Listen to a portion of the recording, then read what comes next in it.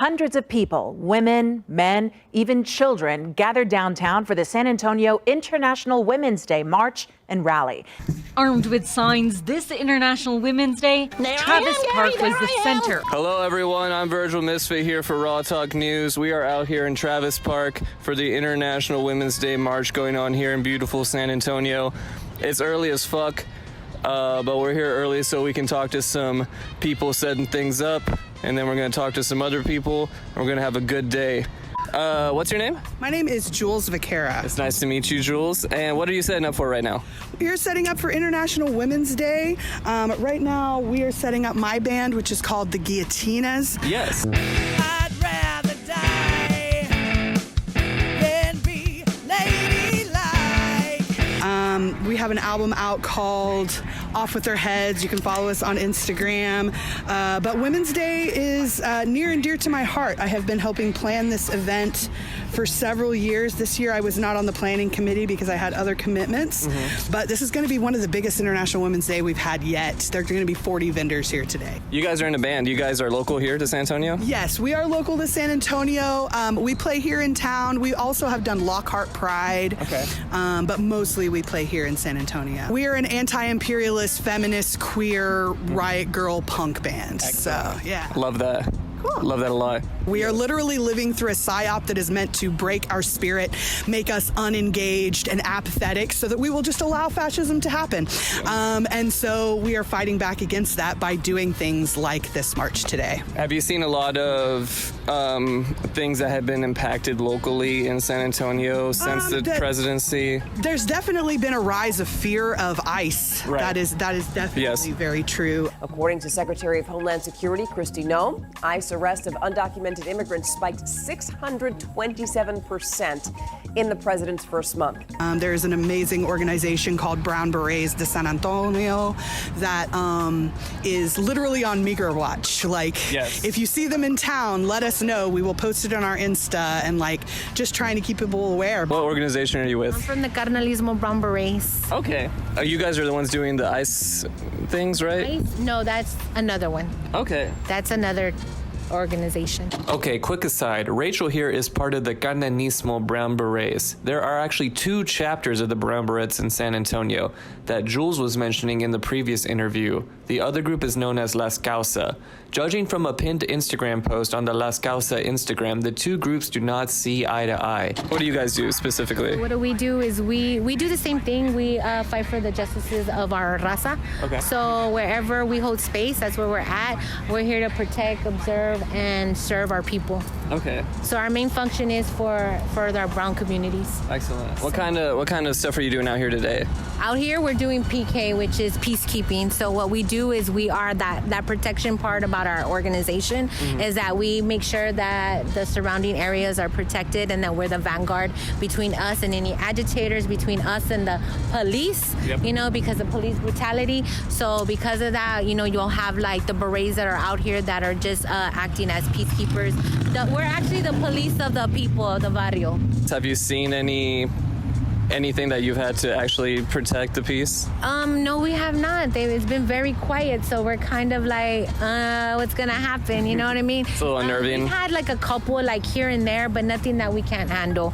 At other actions and stuff, but it's just one person or 2 or something. But it's not anything where we haven't been able to handle. But mainly right now, our focus is the immigration and the attacks on our people for basically, social profiling, you know what I mean?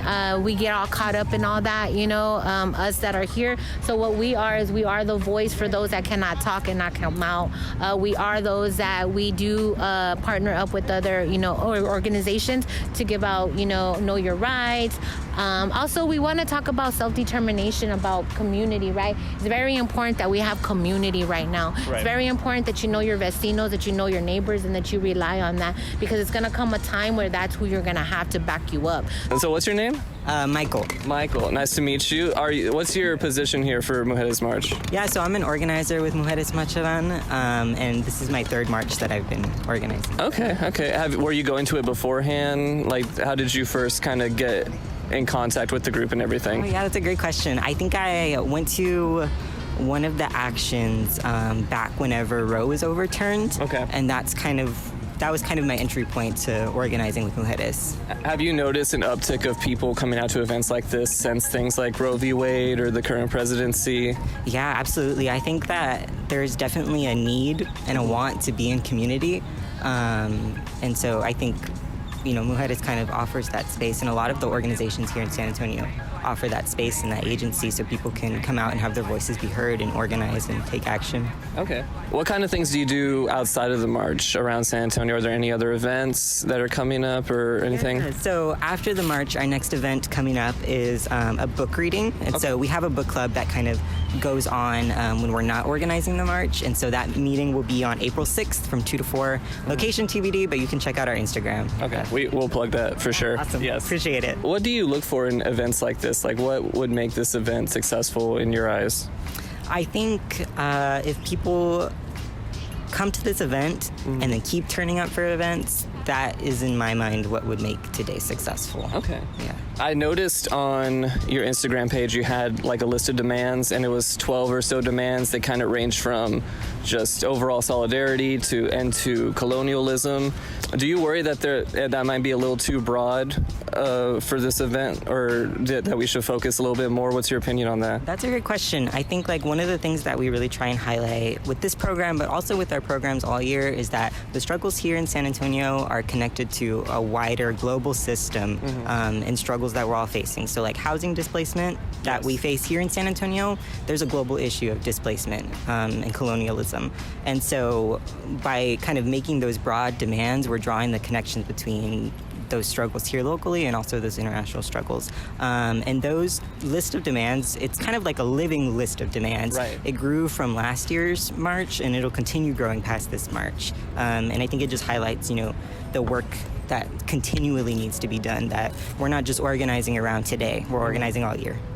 I don't know if you saw a couple weeks ago, I think it was the 28th, there was like a blackout. February 28th, the 24-hour economic blackout. No Amazon, no Walmart, no fast food, no gas, not a single unnecessary dollar spent. The nationwide protest comes as people continue to endure rising prices on everything from food and gas to housing and utilities. There was a little bit of ire coming either way, that there wasn't a lot of, it wasn't directed at anyone. They didn't really have a mission statement or anything. So while I'm skeptical and concerned about organization and sources and who's calling for what, and there is evidence that general boycotts don't do much, the momentum towards boycotting isn't necessarily misplaced. The demands need to be more specific, however. What do you think about some of these events coming up where they're just kind of doing things but they aren't as organized? Do you have any advice toward that? Yeah, I think something that's important to keep in mind when organizing is that we need everything. We need all of the tools and all of the organizing. And so I think, all actions kind of have their move and their impact. Right. And I think also, same side of the coin, other side of the coin is that we should definitely be working towards movements that are sustainable just for us as organizers and people. Okay. And so, holding those two things is difficult, but also it's good to give people a platform for their voices to be heard and for their anger to be heard. That's also really important. Okay, so what's your name? I'm Richard Aguilar. Okay, and what organization are you with? I am with the Esperanza Peace and Justice Center, although I'm speaking on my own. Okay. Ultimately, yeah. What kind of stuff does your organization do? Oh, we are an organization dedicated to peace and justice through arts, through culture, through alliances. That's why we're here, and through community. Esperanza actually began this Women's March to recognize International Women's Day in San Antonio over 30 years ago. Excellent. It's kind of been handed over now to this organization, Mujeres Marcharán.